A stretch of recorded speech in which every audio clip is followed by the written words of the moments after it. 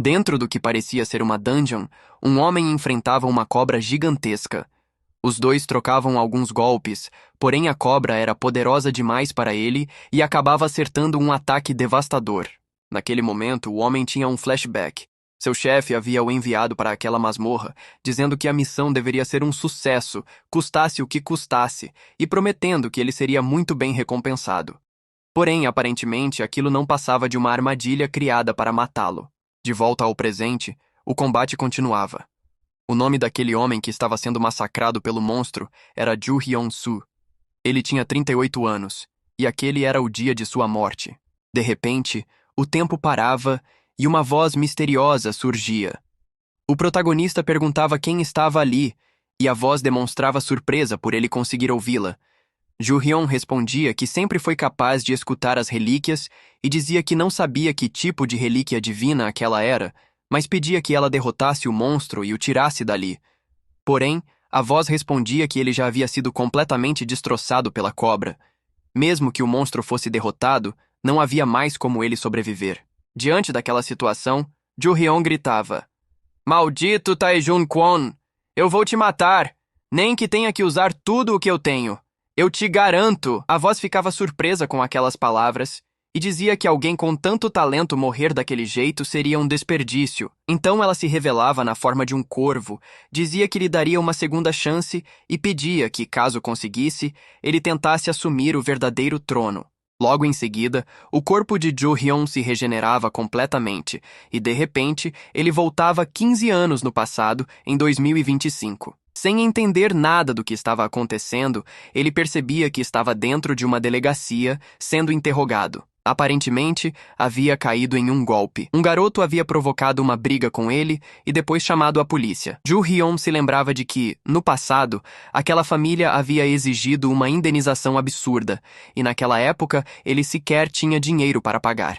Nesse momento, a mãe do garoto tentava lhe dar um tapa, mas ele segurava sua mão com facilidade e dizia que ela estava pedindo uma indenização alta demais. O garoto também tentava atacá-lo, porém era rapidamente imobilizado. Jo Hyun percebia que seu corpo estava muito mais leve, afinal ele havia voltado a ser jovem. Ele também se lembrava de que aquilo aconteceu antes de desenvolver a doença das relíquias. Além disso, notava algo ainda mais surpreendente. Mesmo tendo voltado ao passado, toda a experiência e as habilidades que acumulou durante 15 anos continuavam com ele.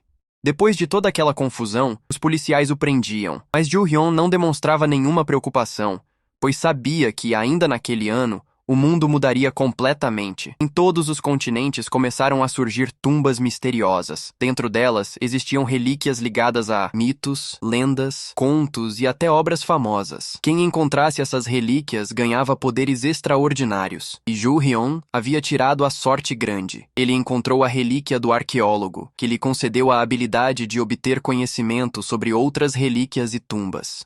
Não demorou muito para que grandes empresas monopolizassem o direito de explorar essas tumbas. Uma delas era a TKBM, justamente a empresa que o recrutou. Ju Hyun aceitava qualquer tipo de serviço para eles: roubar, espionar e até invadir tumbas que já pertenciam a outras organizações.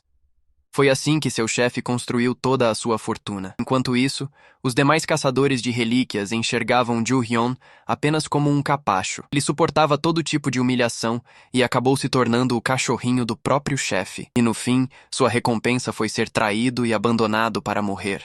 De volta ao presente, uma tela flutuante aparecia diante dele. Era algo semelhante a uma janela de status, como se sua vida agora funcionasse como um jogo. Ju Hyun percebia que suas habilidades continuavam intactas, mesmo sem possuir mais nenhuma relíquia. Ele não fazia ideia do que estava acontecendo, nem entendia quais eram as intenções daquele corvo. Afinal, relíquias jamais deveriam se importar com os humanos. Nesse momento, um homem aparecia e o tirava da cela, dizendo que resolveria aquela situação. Ju Hyun agradecia, deixando o homem completamente surpreso. "Você bateu a cabeça? Desde quando me agradece?" O nome daquele homem era Jeon Woo Kim, um inspetor que havia cuidado de Ju Hyun quando ele morava em um orfanato. No caminho para casa, Ju Hyun fazia algumas perguntas ao inspetor e percebia que, apesar de as tumbas já estarem começando a aparecer, ninguém ainda havia explorado nenhuma delas. Ele se lembrava de que as primeiras tumbas surgiram principalmente principalmente na Europa e nos Estados Unidos. Por isso, precisava conseguir dinheiro o mais rápido possível para viajar até lá. Foi então que um grupo de delinquentes apareceu em seu caminho. O líder era Kyung-tae Park, um delinquente que administrava uma pequena galeria ao lado de sua irmã, Kyung-joo Park. Durante o ensino médio, Joo-hyun trabalhava para eles.